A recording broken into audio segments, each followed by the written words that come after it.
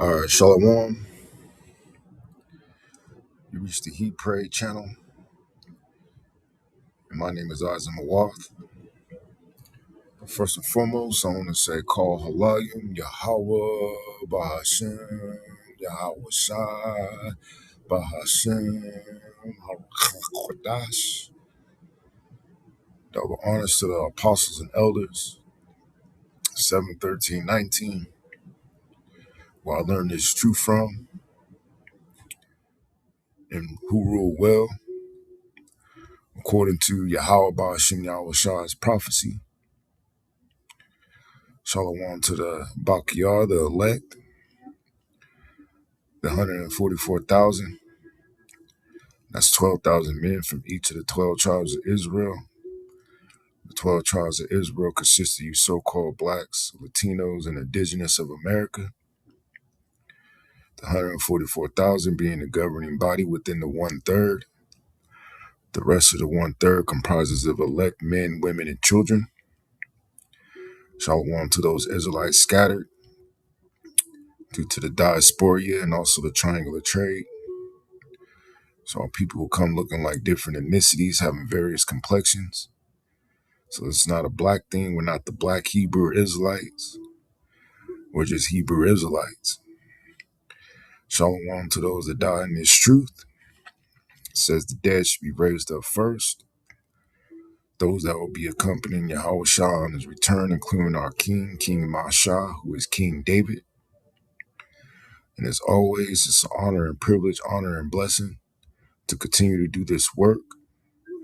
The water Yahweh Ba'ashim Yahweh Shah for answering my prayers and permitting me to do such. Baba Kashah Yahweh Ba'ashim Yahweh Shah allowed us to be an edifying lesson to at least one member of the elect. So I wanted to get in, touch into this topic. Basically,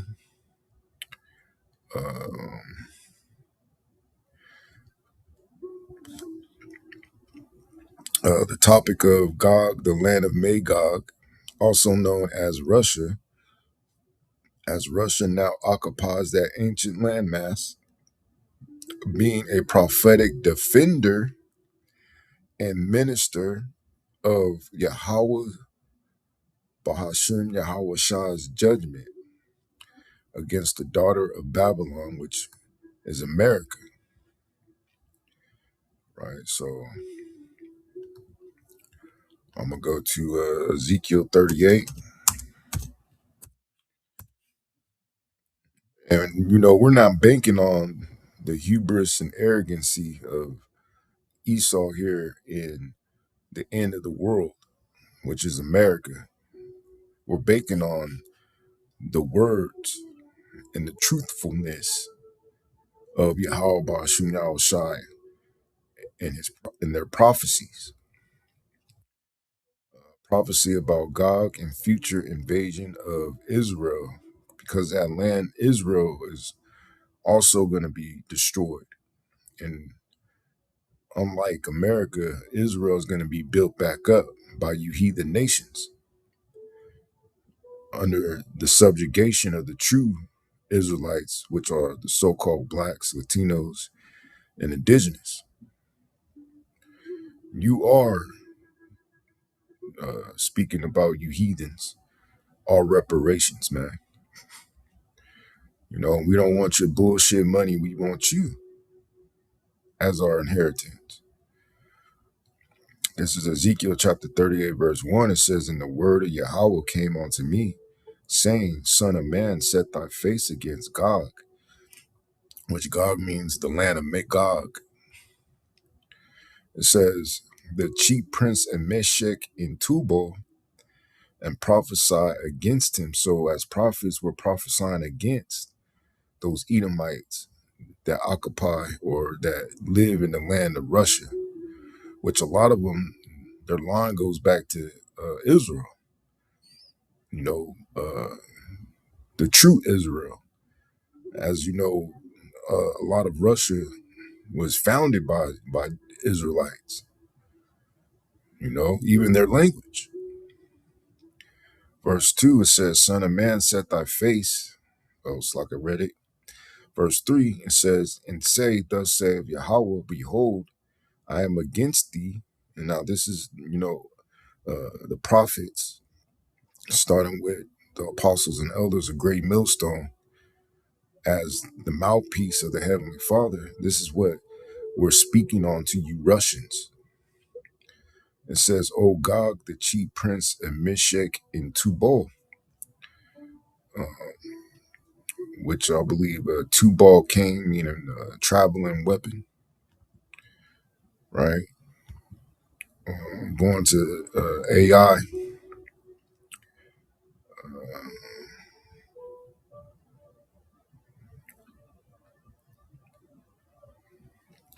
it says, it's just quoting the scripture. Hold on.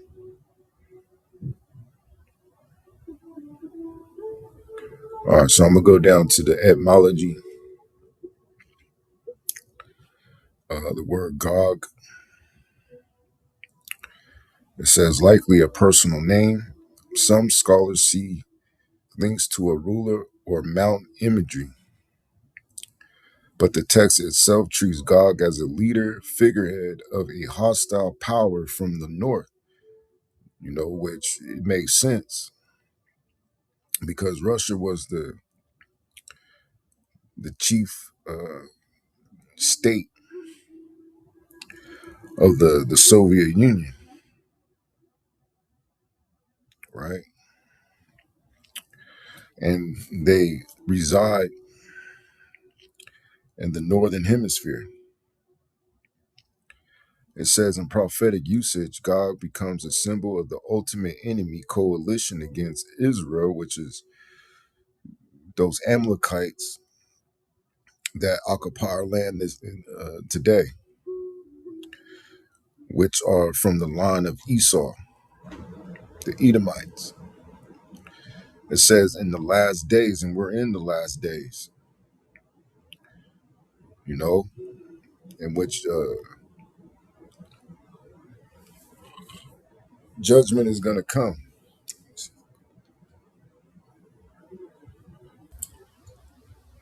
All right, Salakia. I had to, stomach been killing me, man. So I had to go to the bathroom. But continuing, Hebrew and etymology breakdown. Gog and Magog. Gog, likely a personal name. Some scholars see links to a ruler or mountain imagery, which you could say chief government, because Russia was the head of the USSR, the Soviet Union, right? But the text itself treats Gog as a leader figurehead of a hostile power from the north, right? The northern hemisphere, you know. It says in prophetic usage, Gog becomes a symbol of the ultimate enemy coalition against Israel in the last days, which that uh, coalition against Israel, like I was saying, is speaking about those Amalekites that occupy the land of Israel today, which are not the true people. Magog first appears in Genesis 10 and 2 as a son of Japhet. So let's go to Genesis.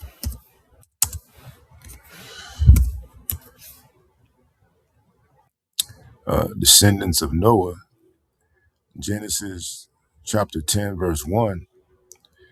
Now these are the generations of the sons of Noah, Shem, Ham, and Japhet.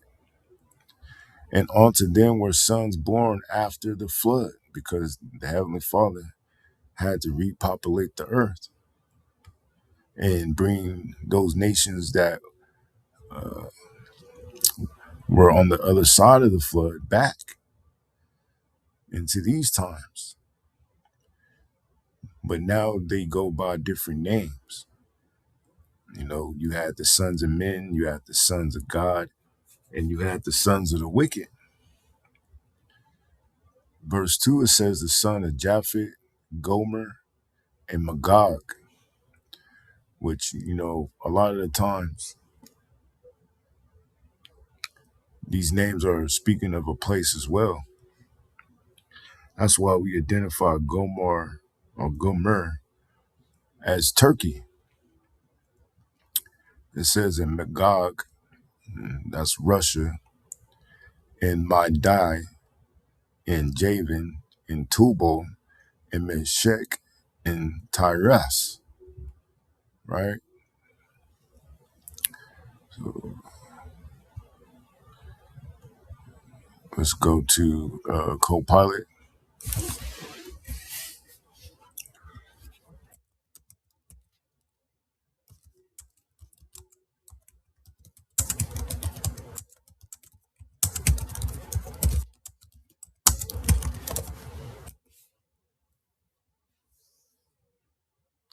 Just give me let this thing go.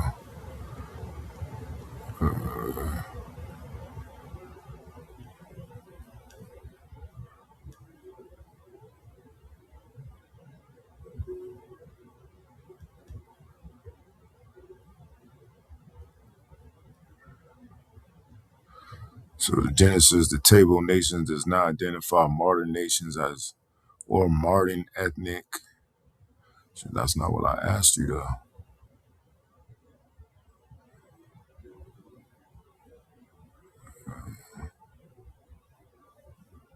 Let me see.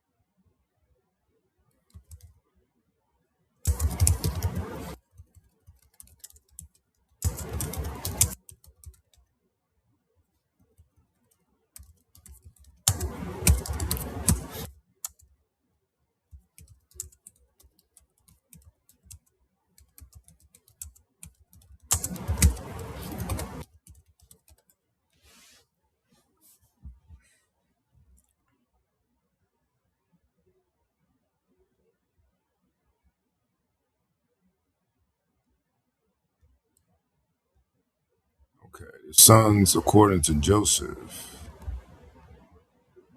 Gomar, Galatians.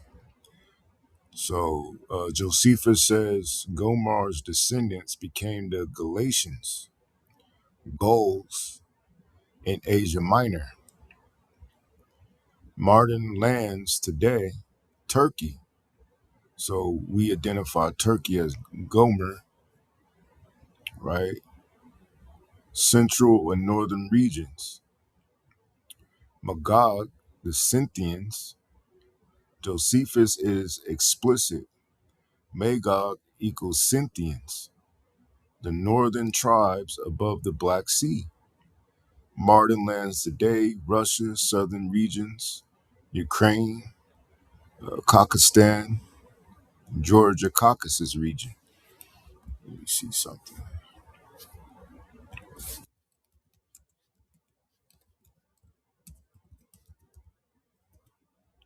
George.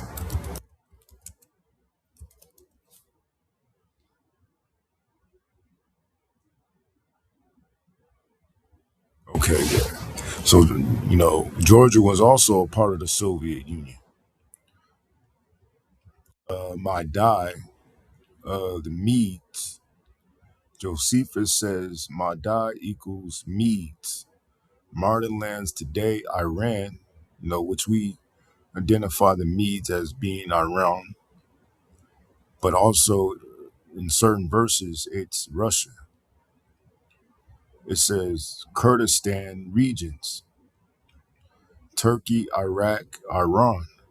Because just to say if something happened to Khamenei, Russia has too much money tied to Iran, so they might even do something similar to what America is doing with Venezuela.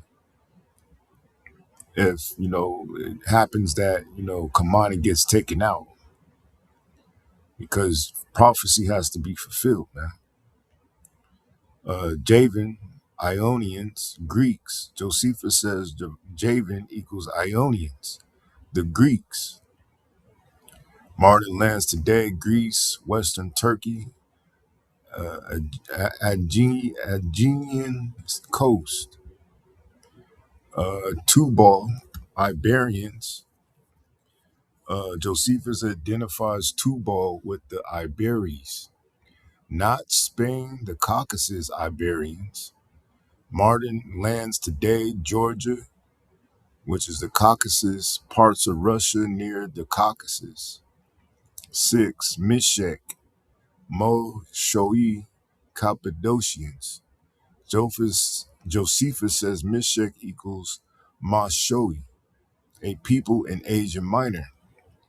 Martin lands today, Turkey, eastern and central regions, parts of Georgia.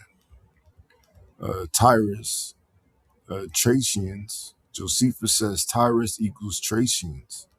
Martin lands today, Bulgaria, Greece, northeast, Turkey, European side.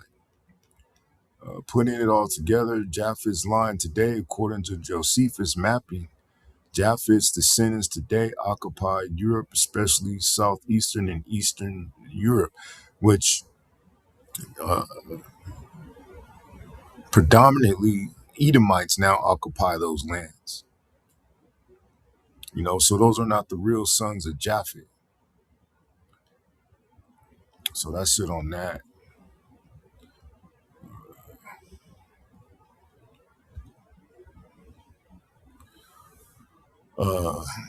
Going back to Copilot, the word,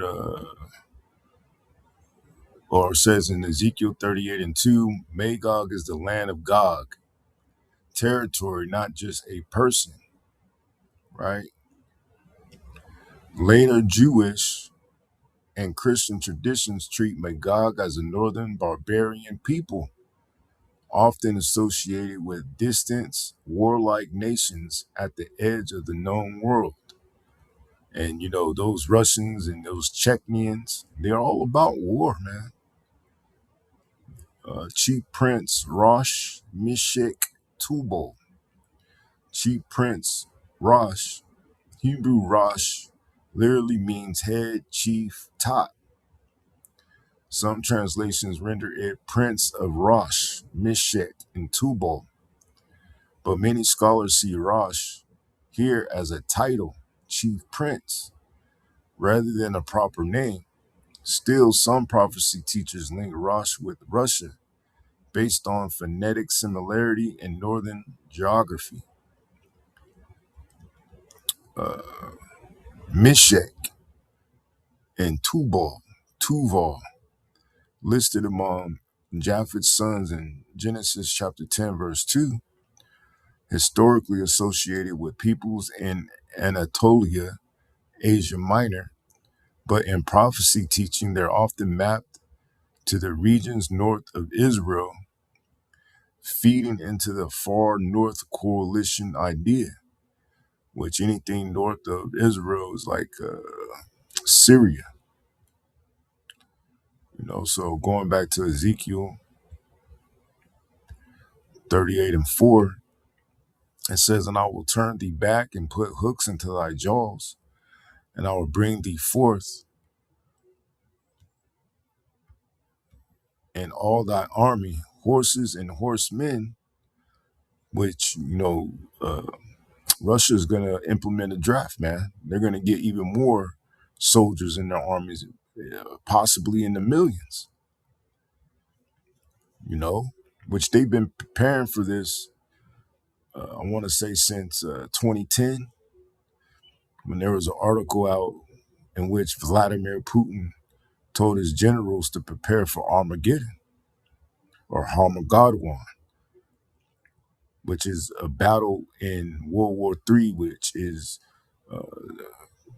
named the Mountain of Troops, because that's where the Heavenly Father is going to gather them all so they could be destroyed. It says, all of them clothed with all sorts of armor, even a great company with bucklers and shields, all of them handling swords. And you could think that since Donald Trump rewrote the rules, you know, uh, Russia turning back is to, bring back those satellite states of the Soviet Union, man. So this is a phrase by phrase explanation and surrounding page content. The Most High is speaking directly to Gog. This means God will redirect, restrain, or reposition Gog. Gog's movement is not self-directed. God is the one initiating and controlling the timing of Gog's events. It emphasizes divine sovereignty. Gog is not acting independently, because the Most High, he's mustering the hosts, the armies to the battle, man. It says, and put hooks into thy jaws. This is imagery of forcing a creature to move, dragging something where you want it to go, compelling action. And right now, it doesn't seem as if Russia is trying to be about that action. So how about Shah has to put a fire underneath his ass? In the surrounding chapter, it symbolizes that the Most High will put Gog into the conflict, even if Gog thinks he is acting by his own plans. So the Most High is going to force these Russians into war to fight against the daughter of Babylon, which is America. It says it's the same type of imagery used for controlling a large, dangerous animal. And I will bring thee forth. This reinforces the previous lines. The Most High is the one bringing Russia out. The Most High is the one leading him into the battle, right? Russia's invasion is part of Yahawah's larger plan to reveal his power, because Russia possesses all those nuclear missiles, and those nuclear missiles are part of Yahawah Ba'ashim Shah's army. It says the surrounding verses show that the Most High brings Russia forth with his entire military coalition. So you're going to start seeing Russia establish this coalition real soon, right? And all thy army, horses and horsemen. This describes the military force under Russia's command. In the surrounding page content, this army is large, well-equipped, multinational. Horses and horsemen reflect the military imagery of Ezekiel's time. All of them clothed with all sorts of armor. This emphasizes the army's readiness, their strength, their full military equipment. Surrounding verses describe a formidable coalition, not a small or weak force. It says even a great company with bucklers and shields. Bucklers and shields are defensive weapons. This shows the army is heavily armed. They are prepared for a major campaign. The force is large and organized. The surrounding verses list additional nations joining Gog, reinforcing the scale. All of them handling swords. This completes the picture. The army is fully armed. They are trained for war. They are ready for direct combat. The surrounding page content shows this is not a symbolic group. It is a real military coalition described in Ezekiel's prophetic language. So let's see who those nations are. And the first one being Persia, right? So let's see who Persia is.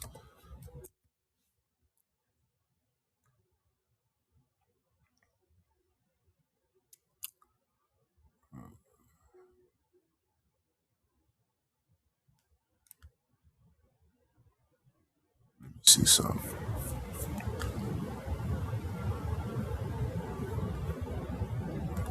Get to the nit.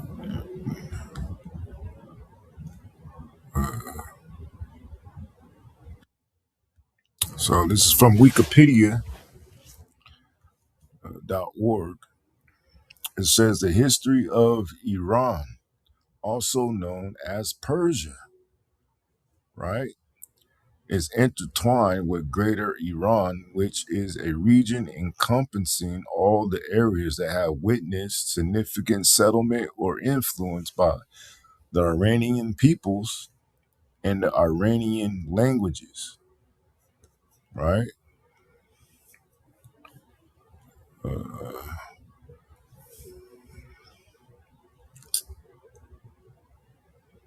And this is an ancient nation, man, that ain't going nowhere. That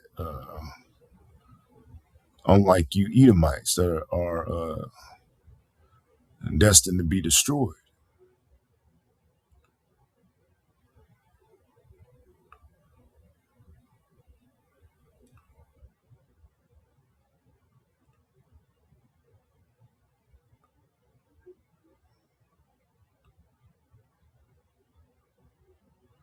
And I don't see it on here.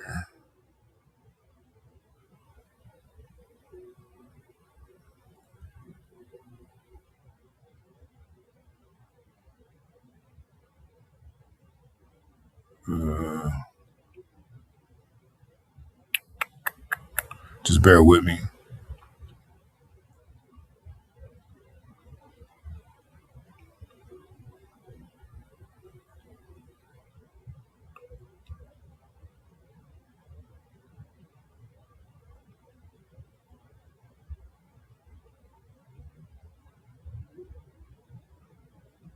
Um,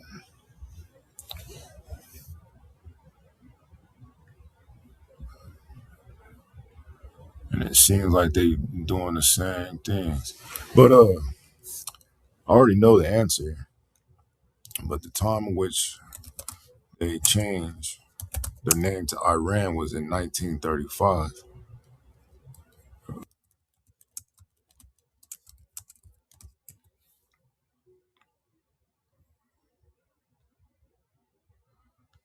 1935. Persia officially changed its name to Iran in 1935. This significant cultural and political shift was initiated by Reza Shah Pahlavi, who aimed to reinforce national identity by adopting the term Iran, which locals had used for centuries.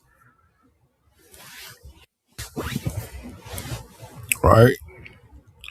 So we know the first one, because usually or mostly all the time, the scriptures read in most importance chronologically, right?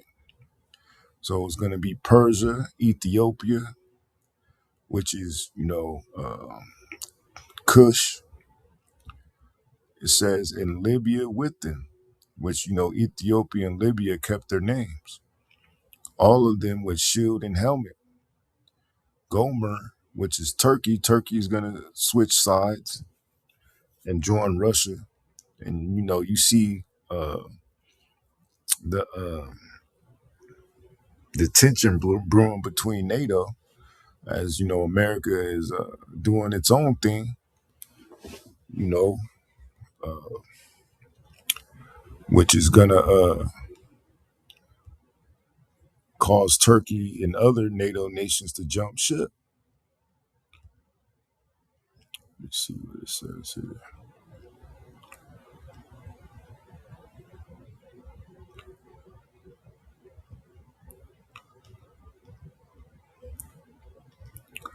So the House of Togomar of the North Quarters, the surrounding chapter repeatedly stresses the North as the direction Gog or Russia and his allies come from.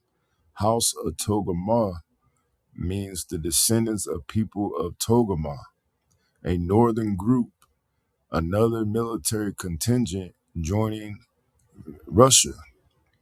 The phrase North Quarters reinforces their geographical position relative to Israel and prophetic theme that the threat comes from the far north.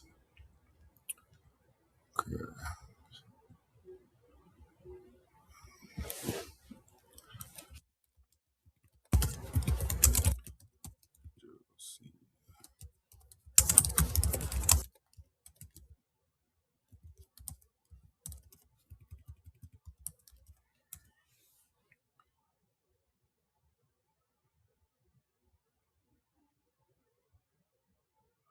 Okay, let's see what Josephus says.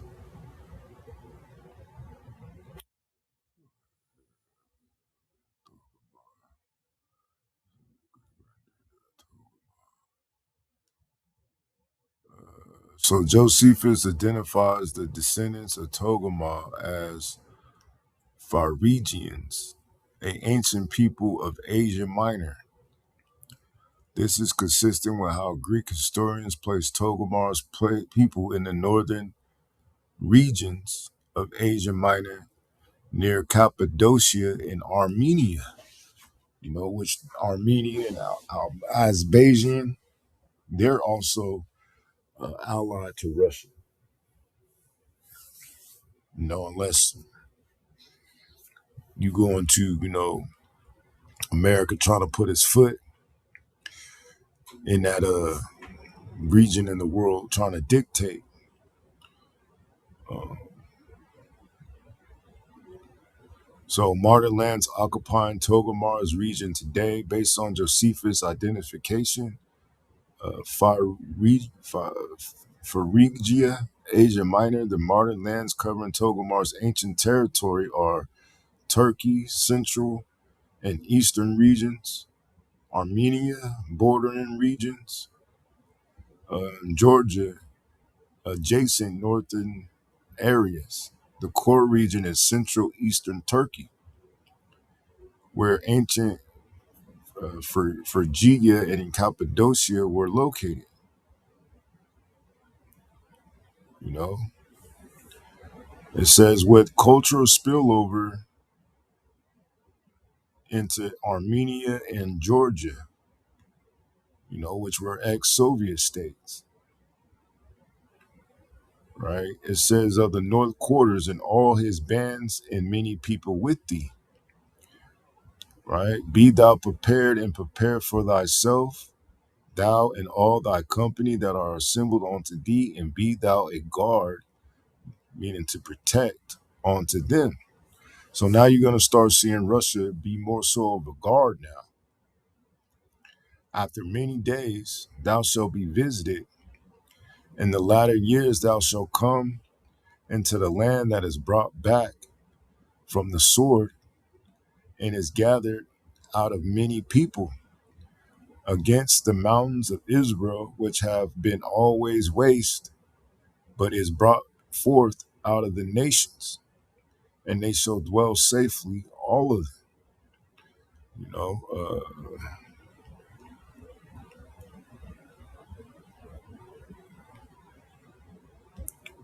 so going to co-pilot says, in the latter years thou shalt come into the land uh, that is brought back from the sword, and thou shalt come up against my people of Israel. It shall be in the latter days. This locks the timing, latter days, and we're in the latter days. Restored Israel global spectacle.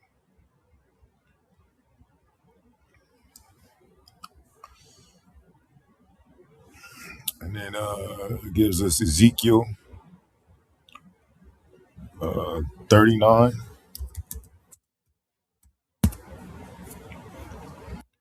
which is still prophecy against Russia invaders, destroyed. And who is, let's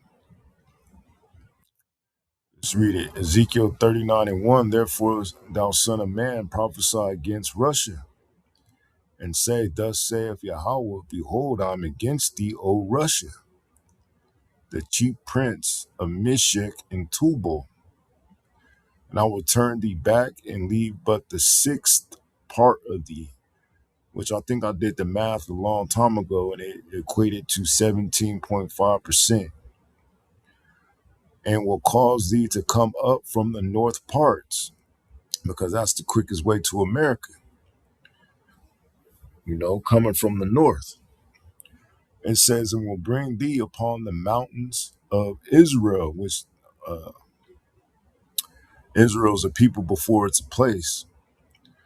So the real Israelites is talking about, or the real Israel is talking about you Jakes, because Russia is going to be the lead coalition of nations that's going to shoot their missiles on the sinful kingdom, which is you 2/3, man. And not only are they going to destroy America off the face of the earth, meaning it will never be inhabited again, they're also going to destroy that land, Israel, because, it has to be cleansed. Divine ethnic cleansing, if you will, right?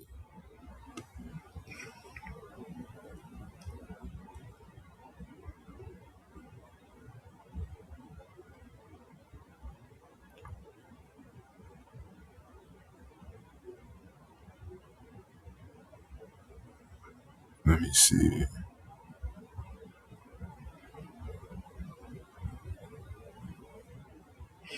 Okay. It says, enter the land that is brought back from the sword. The surrounding verses describe Israel as previously devastated, attacked by enemies, scattered. Brought back from the sword means restored after warfare, recovered from past destruction, no longer under military threat. It refers to a post-conflict restored Israel and is gathered out of many people. This matches the surrounding theme. Israel is regathered from many nations. The people return from exile. The nation is reassembled from global dispersion, which, that's, in reference to, the Balfour Declaration, because, the real Israelites that are going to be placed back in that land by the Heavenly Father and His Son, you know, um, by that time, Russia would already have been destroyed, right? So we know it's not talking about uh, after the destruction. It says, against the mountains of Israel, which have been always waste. The surrounding page content describes the mountain of Israel as long desolate, the land having suffered ruin, the region being historically devastated, and um,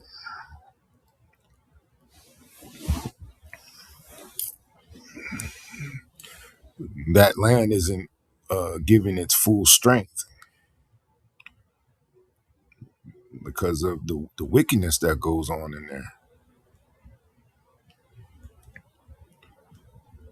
It says, and they shall dwell safely, all of them. This describes Israel's condition before Russia attacks, living securely without fear, settled in their land. And this is Amalek.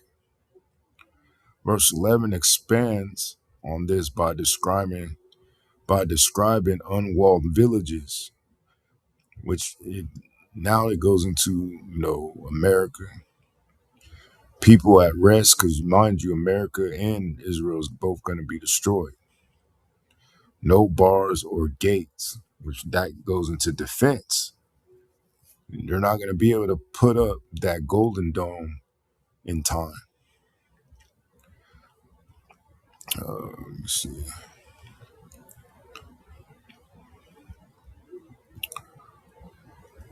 Then it says, goes down to verse 6.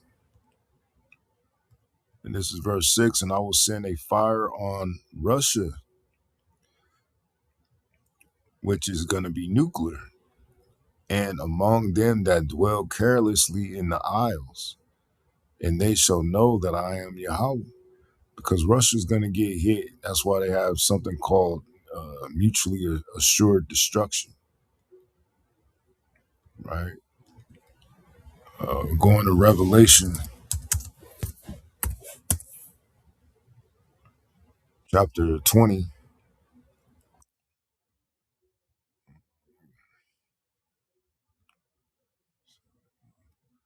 start at verse 7. It says, and when the 1,000 years are expired, which they expired in uh, around 1450, 1492, the rebirth or the Renaissance, right? It says Satan, which the physical counterpart of Satan on earth is the so-called white man, who is really Esau, shall be loosed out of his prison, which was in Europe, and under Israelite subjugation, because the Moors ruled Europe, and shall go out to deceive the nations. So this whole time he's been deceiving the nations, and particularly, things pertaining to the scriptures, which are in the four corners of the earth. Russia, to gather them together to battle, which is World War III, the number of whom is as the sand of the sea. So there's going to be millions of men and women fighting this war. It says, and they went up on the breadth of the earth and compassed the camp of the saints about, which is, the elect, right? And the beloved city, because it's damn sure not talking about the 2/3, because we know they're going to be stubble. It says, and fire came down from the Most High out of heaven and devoured them, because, the chariots too, the chariots of Yasharallah, the so-called UFOs, UAPs, they're going to be getting busy as well, man. They're going to be showing their power, which one chariot could destroy the earth. One angel could destroy the earth. I went into that already.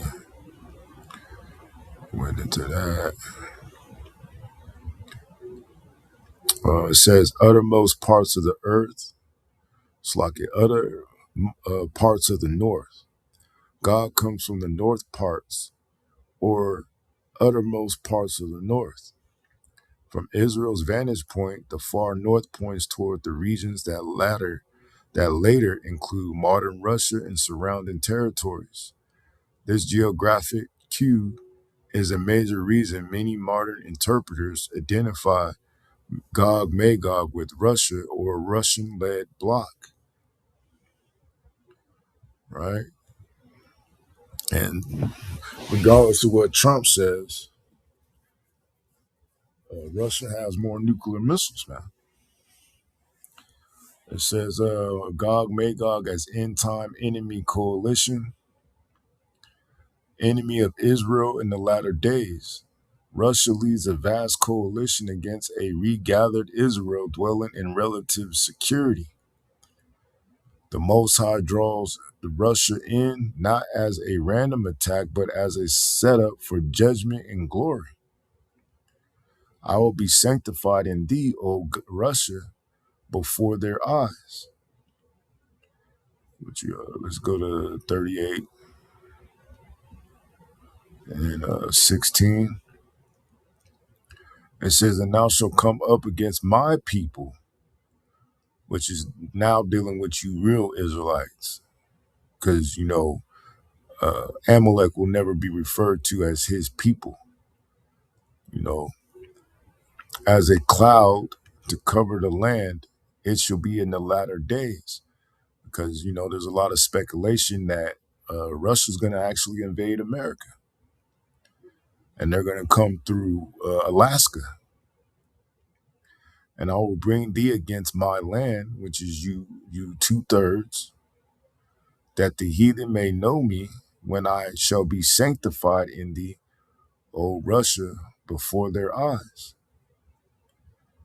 I believe it said 23.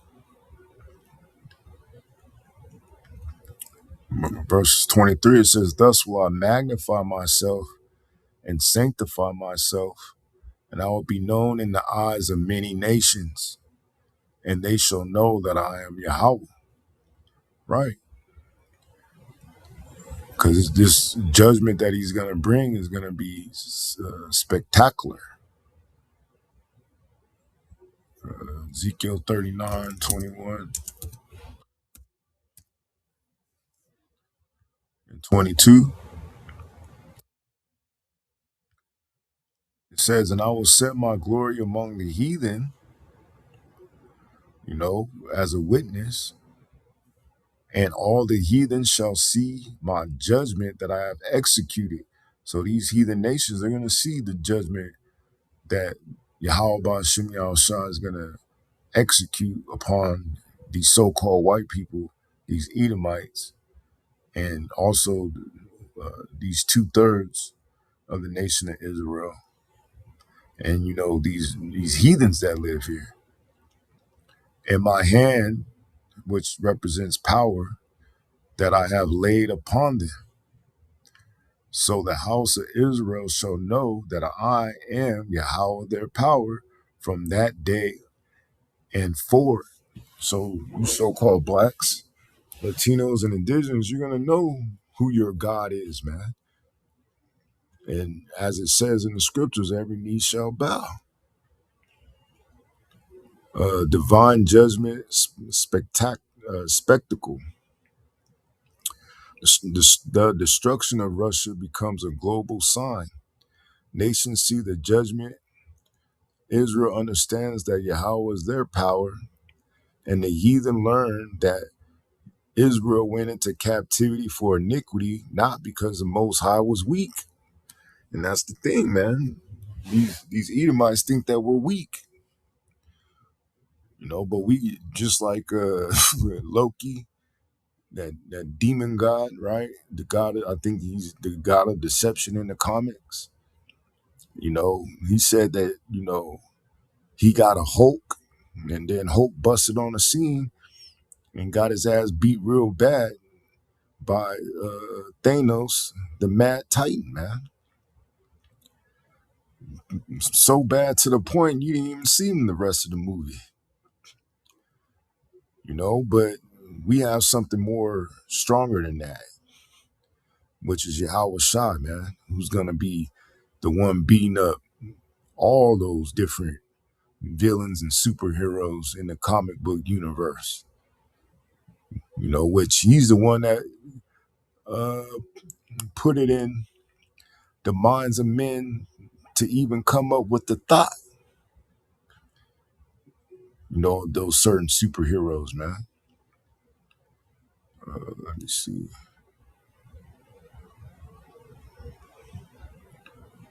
So reading verse 24, it says, according to their uncleanness, Ezekiel 39:23, and the heathen shall know that the house of Israel went into captivity for their iniquity, because they trespassed against me. Therefore I hid my face from them and gave them into the hand of their enemies. So that's the only reason why you so-called blacks, Latinos, and indigenous are in the position you're in as far as the totem pole when it comes to these Edomites, man. So fell they all by the sword, according to their uncleanness and according to their transgressions have I done unto them and hid my face from them. And hey, YAHAWAH'S made good on their word, man. Going back to Deuteronomy, the 28th chapter, I believe the 14th verse. It says, from historical people to prophetic archetype, historically Gog and Magog may have pointed to real northern peoples, but by the time of latter Jewish and Christian writings, they function as symbols of the final enemies of the Most High's people at the end of days. Revelation 20 universalizes them, Gog and Magog, because shorthand for all nations deceived into one last rebellion against the saints. Daughter of Babylon and America overlay. Now we layer in the daughter of Babylon precepts and the GMS style identification of America as the prophetic entity, with Gog Magog as an instrument of judgment. Daughter of Babylon precepts. So Isaiah chapter 47.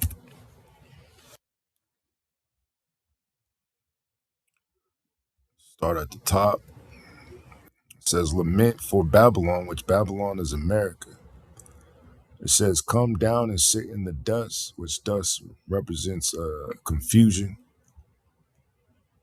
you know, destruction.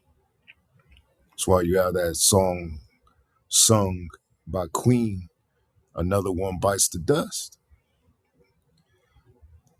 or Taken Out. It says, O virgin daughter of Babylon, which is America.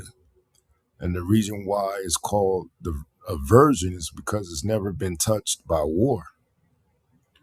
It says, sit on the ground.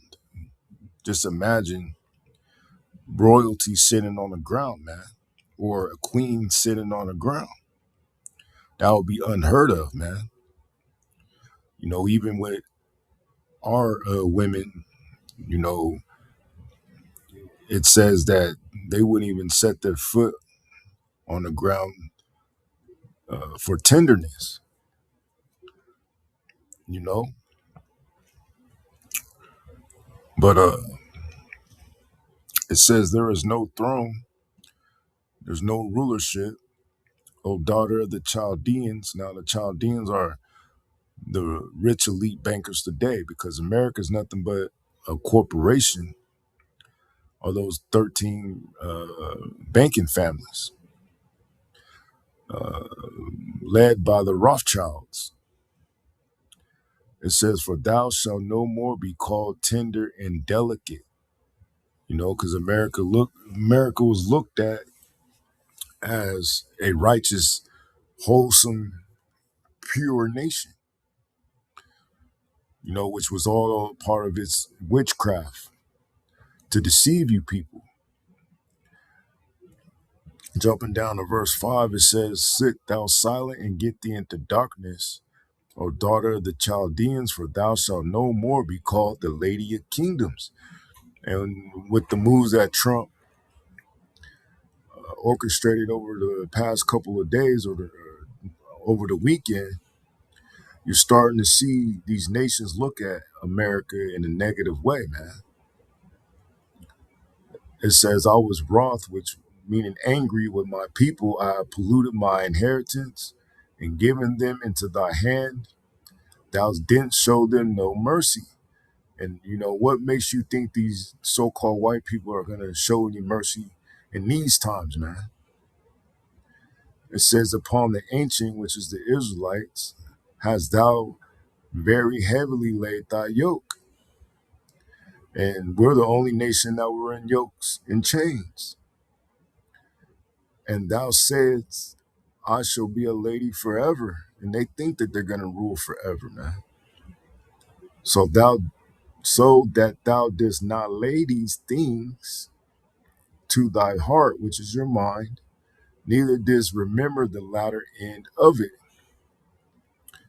You know, because when you, as they have done, they went into the scriptures, you know, and claimed to be the people of the scriptures, but they don't understand their latter end, man. They don't understand that judgment is coming to them.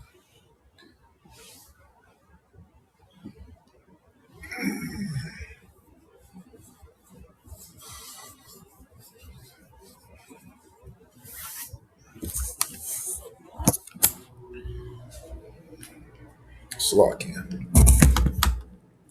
Starting to feel a little bit better. This is Jeremiah chapter 50 and 51.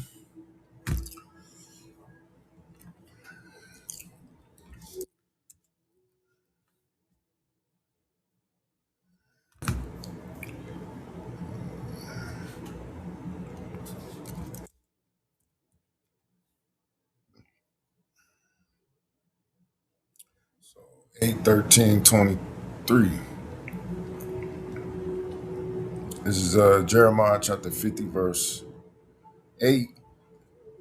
It says, remove out of the midst of America and go forth out of the land, out of America, of the Chaldeans, because America is a corporation of the rich lead bankers, and be as the he goats before the flocks. You know,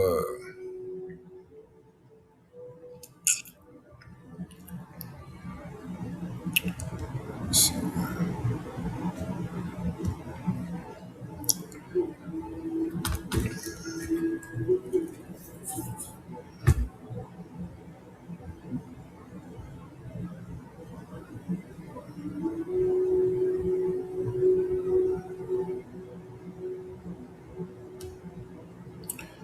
Let's go to Micah 2 and 12.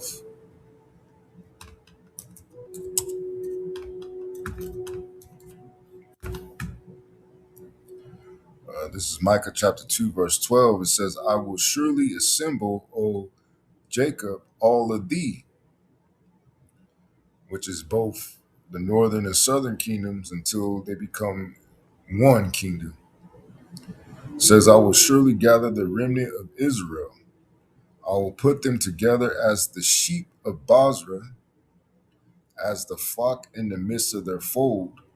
They shall make great noise by reason of the multitude of men. The breaker is come up before them. They have broken up and have passed through the gate and are gone out by it.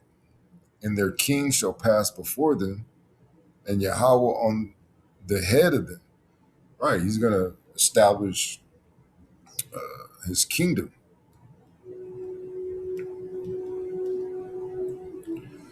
It says, and be as the he-goats, an ancient Near Eastern shepherding.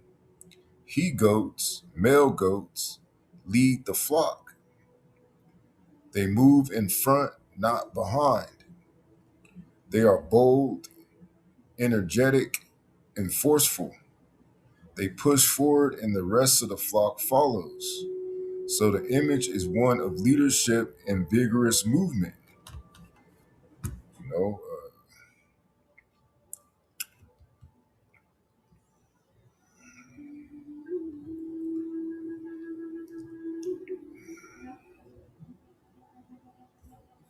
hold on.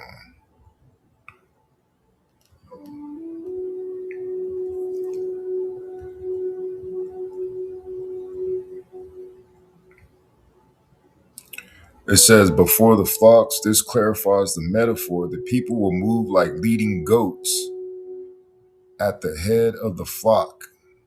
They won't be scattered, hesitant, or passive. They will surge forward as a unified, driven group. The surrounding page content shows that the Most High is gathering his people from captivity and leading them out in strength. Same thing he did when we left Martazarian.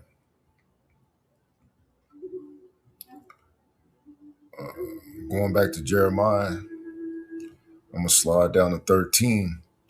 It says, because of the wrath of Yahweh, it shall not be inhabited, but it shall be woefully desolate. Every one that goeth by America shall be astonished and hiss at all her plagues. Right, because it's going to be wiped off the face of the earth, man. It's going to be something that they never seen before. It's going to be amazing, man, to see such a great, arrogant country brought to naught. Right. 23. It says, how is the hammer, which America through Esau has been the hammer through their military, of the whole earth cut asunder? When you cut something asunder, you split it in half, man. Like Dewey Cox's brother. And that's it. You're just gonna be an afterthought at that point. And broken. How is America become a desolation among the nations? And that's the future of America, and it's going to happen real soon, man. It says Israel and Judah are told to flee out of Babylon, which is going to be through those ships. Babylon becomes desolate because of the wrath of Yahweh, which is those ships and those missiles. How is the hammer of the whole earth cut asunder and broken?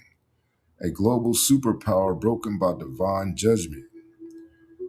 Because they got to pay for what they did to you so-called blacks, Latinos, and indigenous, man. Prophecy has defeated them, right? Which they were never going to win anyway, because the game is rigged. It's rigged in the favor of YAHAWAH'S will, man. Right? This is Jeremiah chapter 51. Verse 6, it says, flee out of the midst of America and deliver every man his soul. Be not cut off in her iniquity. You know, which that point is going to come through the plagues, is going to come through the famines, and ultimately those missiles. It says, for this is the time of Yahawah's vengeance. And this is not the first time he enacted vengeance upon people or the world, man. He will render unto her a payback, because that's what the word recompense means. It means payback, for what they did to the apple of his eye, right? Verse 7, it says, America has been a golden cup. When you think of a golden cup, you think of splendor, a superior precious metal, right? Which equates to being, on the top nation. It says in Yahweh's hand, because Yahweh Ba'ashim Yahushai is allowing these damn devils to continue to rule until, the prophecies are fulfilled. That made all the earth drunken. Drunken through what? Its philosophies, its ideologies, its cultivation, and being a degenerate, among a lot of other things. It says the nations have drunken of her wine, therefore the nations are mad. Yeah, through drunken the Kool-Aid, drunk the Kool-Aid. So now you're starting to see, and even in real time, these nations are becoming angry and becoming even more hostile toward this damn freak.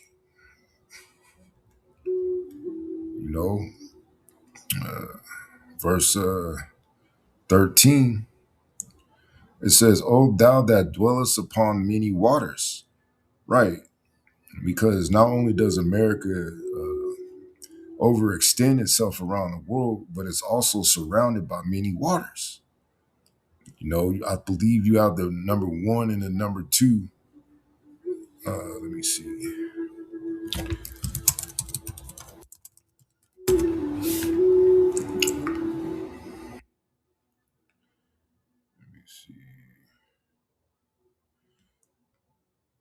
So the first bottle of water that America is surrounded and protected by is the Pacific Ocean. It says the deepest ocean in the world is the Pacific Ocean, with the average depth of approximately 4,020 feet. It contains the Mariana Trench, which includes the Challenger Deep, the deepest known point on Earth, reaching about 36,070 feet below sea level. Let me see a second.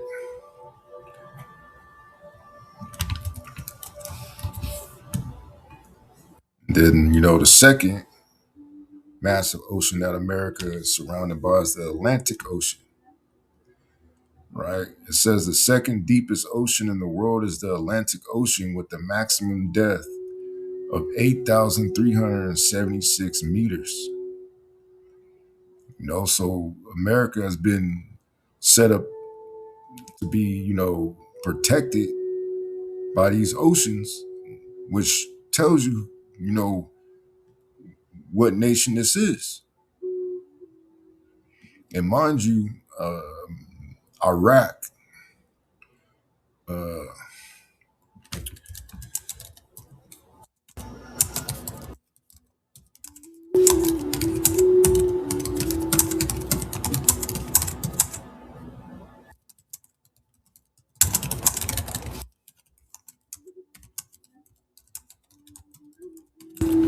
Iraq is basically in a desert, man.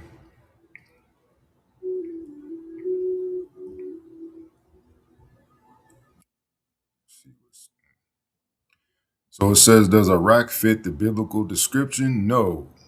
Iraq is not surrounded by two massive oceans. Geographically, to the west, desert, Syria, Jordan, Saudi Arabia. To the east, Iran. To the north, Turkey.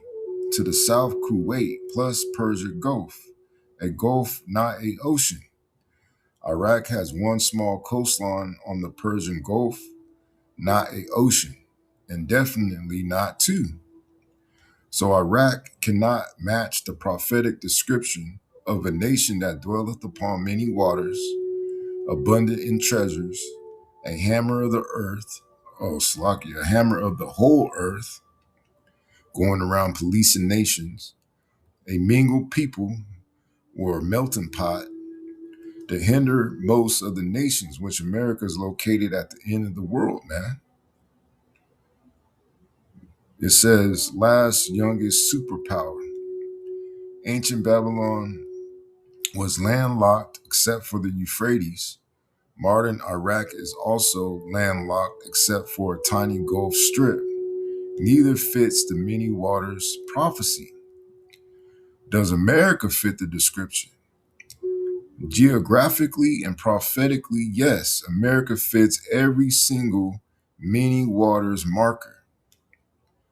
The United States is literally between two massive oceans, Atlantic, Pacific, bordered by major bodies of water on all sides. Atlantic, Pacific, still has Gulf of Mexico, Great Lakes, Caribbean Sea, Arctic waters, Alaska.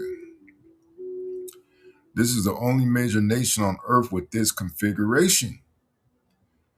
Now match that with the surrounding page content of Jeremiah 50 and 51. Let's continue. Got some more meat. It's like one of those beef ribs at fuck, what's that place called? Um, Dang, rolling smoke. One of them big fat juicy beef ribs from Rolling Smoke, man. Which is a restaurant out here in Vegas, a barbecue spot that got big beef ribs. So we need to get all the meat off the bone, right? This is a quote in Jeremiah 51 and 13. O thou that dwellest upon many waters. America equals surrounded by oceans and seas. Abundant in treasures. America equals richest nation in the world in world history. Right? And then they're going as far as stealing other people's resources. A mingled people, quoting Jeremiah 50 and 37, America equals most ethnically mixed nation on earth, which they describe as a melting pot. It says the hammer of the whole earth, Jeremiah 50 and 23, America equals global military superpower. It says the hindermost of the nations, Jeremiah 50 and 12, America equals youngest major empire, which is really talking about its location, which is on the far western hemisphere. It says all nations have been made drunk, Jeremiah 51 and 7, America's culture, economy, and military influence reached the entire world. Iraq does not match these. Ancient Babylon did not match these. Only America matches all of them simultaneously. Let me see. It says, while the two oceans detail matters, the prophets used geographical markers to identify the final daughter of Babylon. Jeremiah chapter 51 and Revelation chapters 17 through 18 describe a coastal maritime superpower. Let's see, maritime. Largest navy.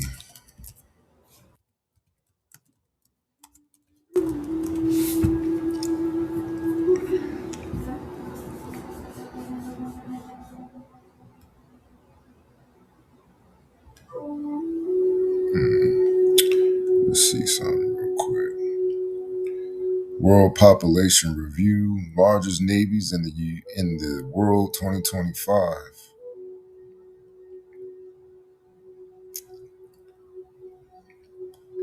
So, what makes them a maritime superpower, right, is these 11 aircraft carriers. And also, they got non-helicopter carriers, right? It says a nation with global trade dominance, a nation whose destruction affects merchants worldwide, a nation sitting on many waters, a nation with unmatched wealth, a nation with global military reach. This is not Iraq. This is not ancient Babylon. This is not any Middle Eastern nation. This is a Western ocean bordered superpower. Conclusion: Iraq is not surrounded by two massive oceans. America is.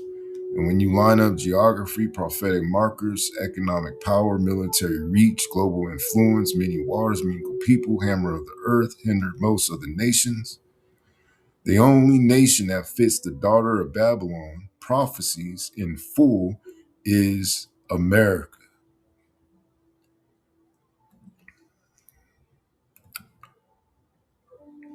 It says, going back to Jeremiah chapter 51 and 13, O that dwellest upon many waters, abundant in treasures, thy end is come.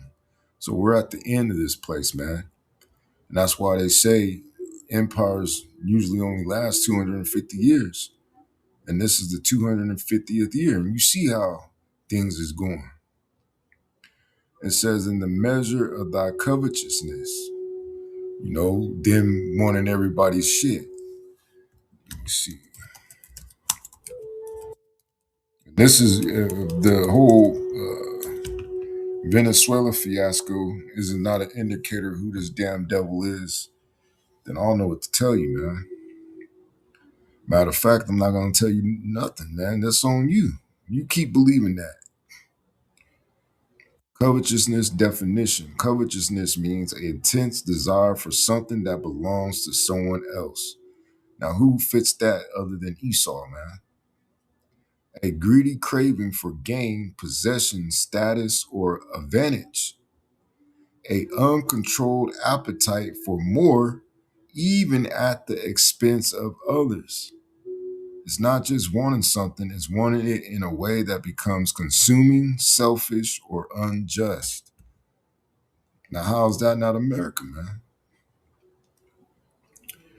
So going back to Copilot says, flee out of the midst of America. America is a golden cup in Yahawah's hand that made all the earth drunken. Psalms, get it right here, 137. And this is going to tell you who runs America, which is our chief enemy. And really not just, Israel's enemy, but now all these nations' enemies. You Edomites. These heathen nations gonna be fucking you Edomites up in the kingdom, man. While they're both in slavery. All right. This is Psalms chapter 137, verse 7. It says, remember, O Yahawah, the children of Edom, which is the real identity of you so-called white people, whose line goes back to Abraham, Isaac, and Esau, because it doesn't really matter about skin color or things of that nature. That's something that Esau came up with,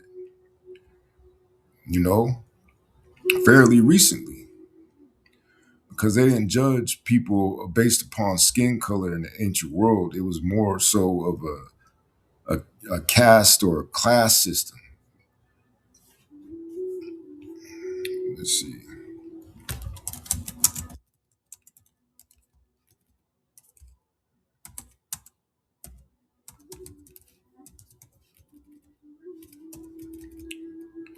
I'm going to say, how were people identified in the ancient world? Was it by skin color,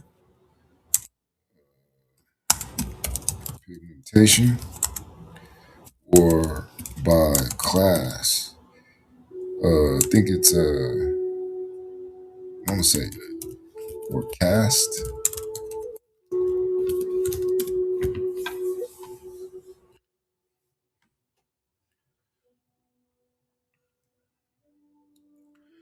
It says how people were identified in the ancient world, not by skin or no, hold on, not by skin color or pigmentation.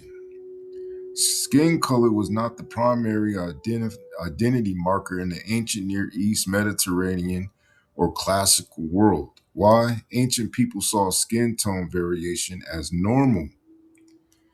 They interacted constantly with groups of different complexions. There was no concept of race in the modern sense. No ancient empire classified people by white, black, brown, etc. Even when ancient texts mention complexion, it's descriptive, not a category or it's like not a category of identity. Identity was not racial. Identity was based on a nation, tribe, kinship. This was the number one identity marker. People were known by their father's house. And that's how we even establish our Hebrew names. Your name, in the name of your father, your tribe, and then the Heavenly Father and His Son. It says their tribe, their clan, their nation, their city, state. Example or examples: Israelite, Moabite, Egyptian, Assyrian, Phoenician, Chaldean, Edomite.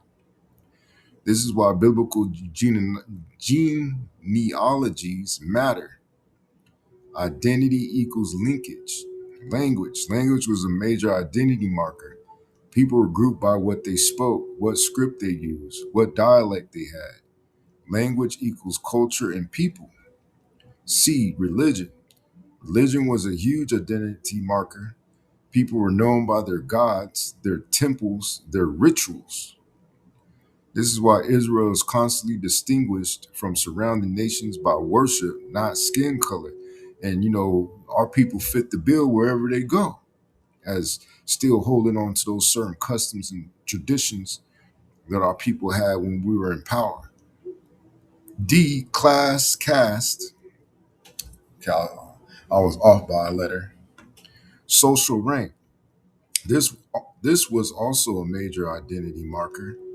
People were divided by free versus slave, noble versus commoner, priestly versus non-priestly, warrior versus laborer. In many ancient societies, class mattered more than ethnicity. E, geography. People were identified by the land they lived in, the city they came from, the region they controlled. Egyptian meant from the land of Egypt, not a person of a certain skin color. Three, skin color only mattered in rare descriptive contexts. Ancient writers sometimes described complexion, but it was not a category of identity. It was not used to divide people into races. It was not used to determine social rank. Even when describing dark or fair, it was poetic, not political. Four, the modern concept of race is recent. The idea of dividing humanity by skin color, biological race, pigmentation categories is a post 1500s European invention. It did not exist in the ancient world. Bottom line, ancient people were identified by tribe, nation, lineage, language, religion, class, geography, not by skin color, not by pigmentation, not by modern racial categories. If you want, okay, that's it on that. So going back to the Psalms chapter 137, verse 7, it says, Remember, O Yahweh, the children of Edom, in the day of Jerusalem, who said, burn it, even to the foundation thereof, which happened during the time of the first Babylon. which was modern day Iraq. Verse 8, it says, O daughter of Babylon, which is the Edomites, being referred to as the new Babylon, which is the daughter of Babylon, going back to Ezekiel 16, I believe 44. So like mother, so as the daughter. Let me get that because I butchered it.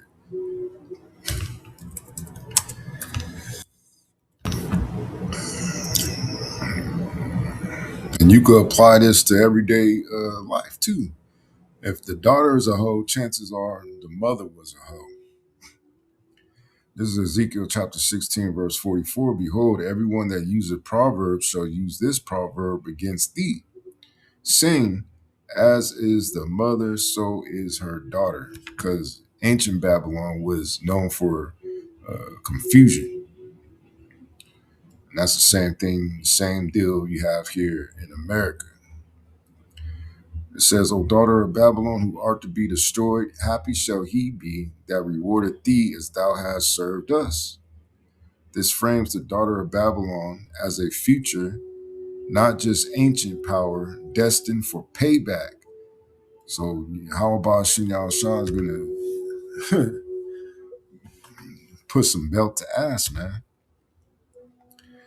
America as daughter of Babylon, profile match, global dominance, hammer of the whole earth, Jeremiah 50 and 23. Fits a military economic superpower. Many waters, O thou that dwellest upon many waters, Jeremiah 51 and 13. Aligns with the maritime, trade-heavy empire. Sorceries, luxury, and fornication with nations. This overlaps with Revelation chapter 17 and 18, great whore, Babylon the Great, which many link to a modern imperial power. It says in GMS style teaching, America fits this composite, world ruling, corrupting nations, oppressing Israel, so-called blacks, Hispanics, and Native Americans, and destined for sudden fiery judgment. Russia, Gog, Magog as prophetic instrument of judgment. Russia mapped to Gog, Magog, geographic Q. For Israel, the uttermost parts of the north line up with the territory of modern Russia and its sphere of influence.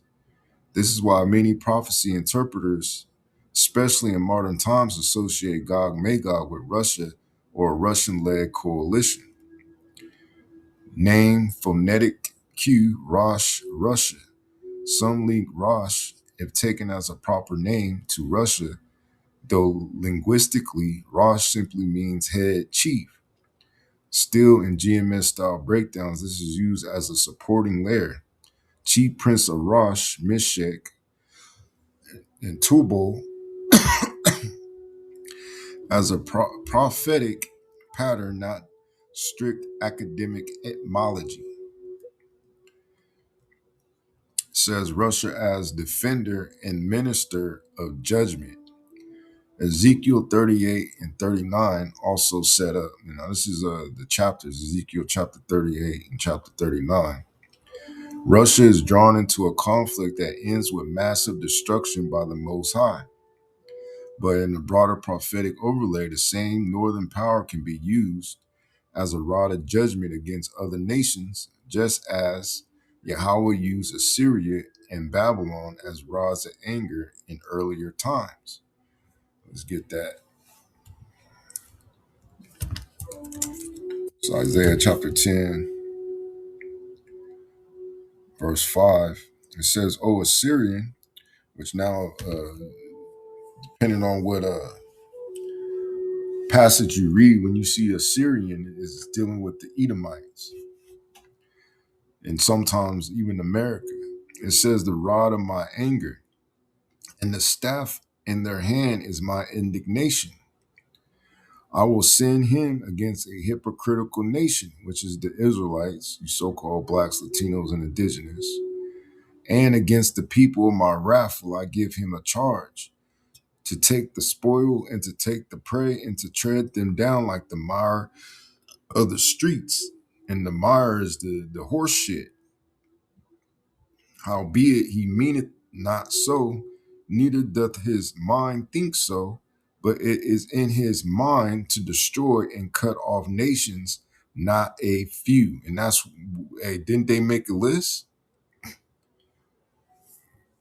They hold on.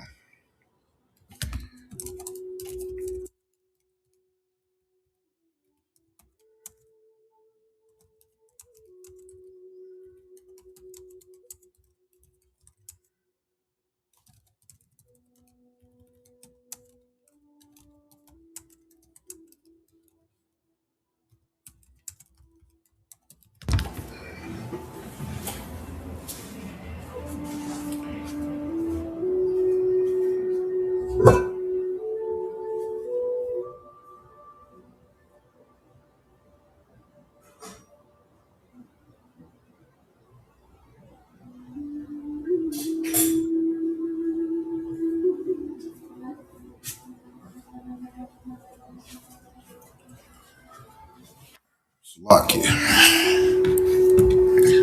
So let's see what we got. Nations Donald Trump wants to invade based on public reporting. There's no credible evidence. General Wesley Clark said the U.S., which I'll just say, he wants to target Greenland, Mexico, Colombia, Venezuela, and enforce the Monroe Doctrine, in which states that the United States had control over North, Central, and South America, and that no other nations could interfere. But why should any of these nations abide by that ruling when you don't abide by any of your rulings?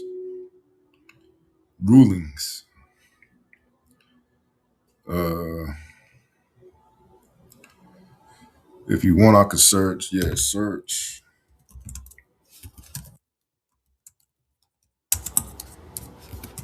military plans and foreign policy targets.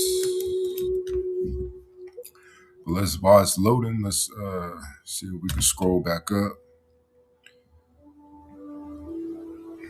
So for number 2, it says Nations General Wesley Clark said the U.S. planned to invade. And I believe before invasion, these nations didn't have a Rothschild central bank. That's the reason why they got their eyes on them. It says this part is documented and appears clearly in the search results. General Wesley Clark said he saw a Pentagon memo after 9/11 describing a plan to take out 7 countries in 5 years. Which they're as you know, their plan is extended, right? This is directly confirmed in the search results. 7 nations General Clark listed: Iraq, Syria, Lebanon, Libya, Somalia, Sudan, and Iran, right? These are the exact 7 countries Clark said were on the memo. So let's go and see what it says. It says U.S. Trump's current stated military targets based on search results.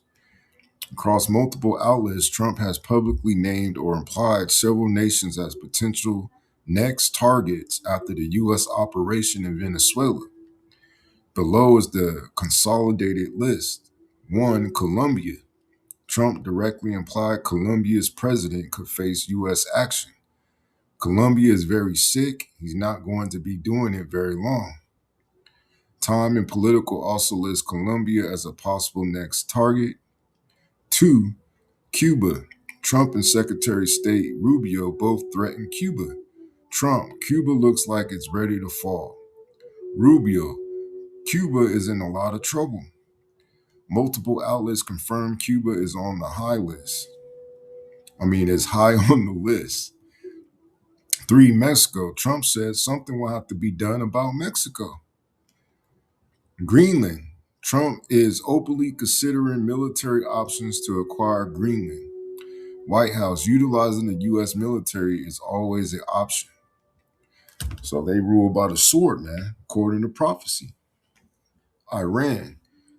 Trump has already conducted strikes in Iran and continues to name it as a threat. 6. Panama. Prediction markets are betting on Panama as a possible next target. Traders are pricing in U.S. action in Panama after Venezuela. 7. Look at all these nations already at the seventh nation, man. Somalia. Politico confirms Trump has already conducted military operations in Somalia. 8. Yemen. Political confirms U.S. military actions in Yemen under Trump. 9. Iraq. Political confirms Trump has conducted military actions in Iraq. 10. Nigeria. Political confirms U.S. strikes in Nigeria. You know?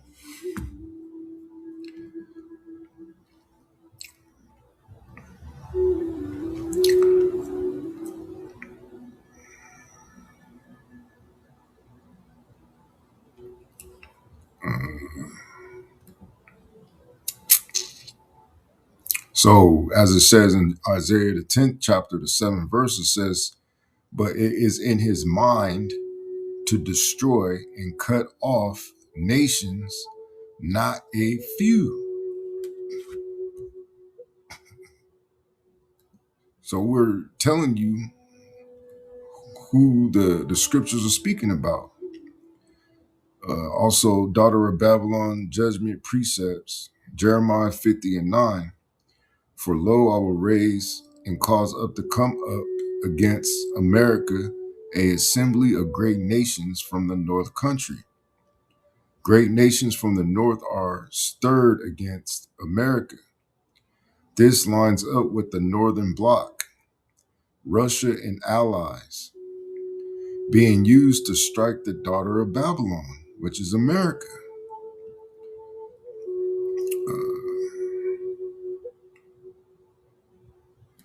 So I'm going to go to Jeremiah chapter 50, verse 41 and 42. It says, behold, a people shall come from the north, a great nation, and many kings shall be raised up from the coasts of the earth. They shall hold the bow and the lance. They are cruel and will not show mercy. Their voice shall roar like the sea, and they shall ride upon horses, which is those jets, those helicopters. Everyone put in array like a man to the battle against thee, O daughter of Babylon, which is America, man. And it's all going to be led by Russia. Going back to the commentary, it says, a people shall come from the north, and a great nation and many kings shall be raised up from the coasts of the earth. They are cruel and will not show mercy, which links up with Isaiah, which I'll get it. Wait, maybe it doesn't link up with Isaiah.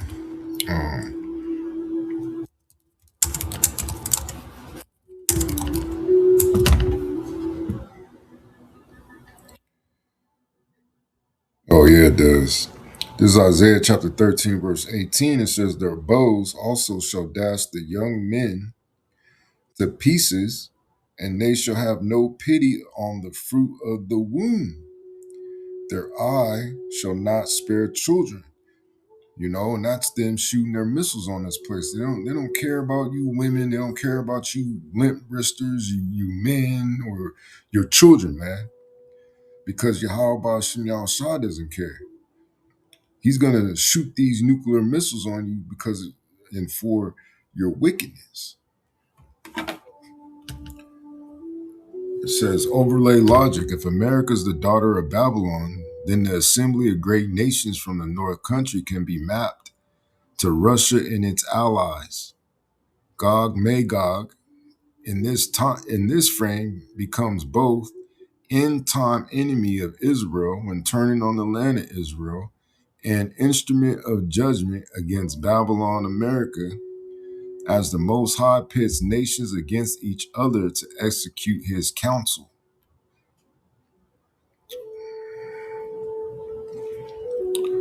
I'm going to do a commentary and synthesis, then I'll wrap it up. Ancient names, modern landmass.